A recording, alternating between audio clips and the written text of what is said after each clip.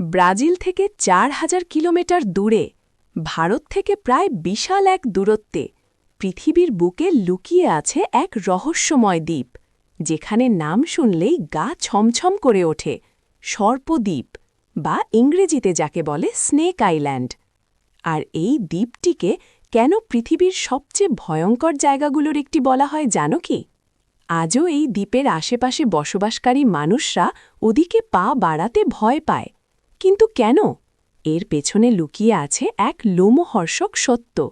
কারণ এর নামের মতোই হাজার হাজার নয়, লাখ লাখ সাপের আস্তানা হল এই দ্বীপ। এক ভুল পদক্ষেপ আর তোমার জীবন নিমিষেই শেষ হয়ে যেতে পারে।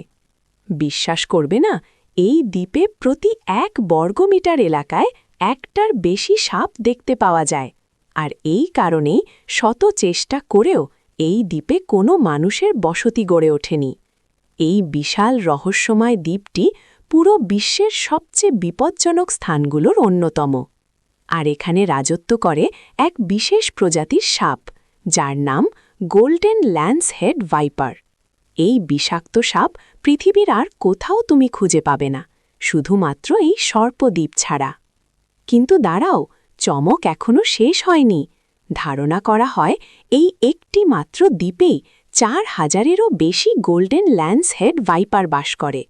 এই সাপের বিষ এত মারাত্মক যে একবার দংশন করলেই তোমার মাংস পচতে শুরু করবে, শরীরের অঙ্গপ্রত্যঙ্গ নিস্তেজ হয়ে যাবে, মৃত্যু অনিবার্য। ব্রাজিল সরকার এই দ্বীপের ভয়াবহতা উপলব্ধি করে সাধারণ মানুষের প্রবেশ পুরোপুরি নিষিদ্ধ করেছে। শুধুমাত্র বিশেষ অনুমতি নিয়ে হাতে গোনা কয়েকজন বিজ্ঞানী আর গবেষক এখানে গবেষণার জন্য যেতে পারেন, তাও প্রাণের ঝুঁকি নিয়ে। কিন্তু শোনো, এখন সবচেয়ে গা শিউরে ওঠার মতো ঘটনাটা। এই দ্বীপে একটি বাতিঘর আছে।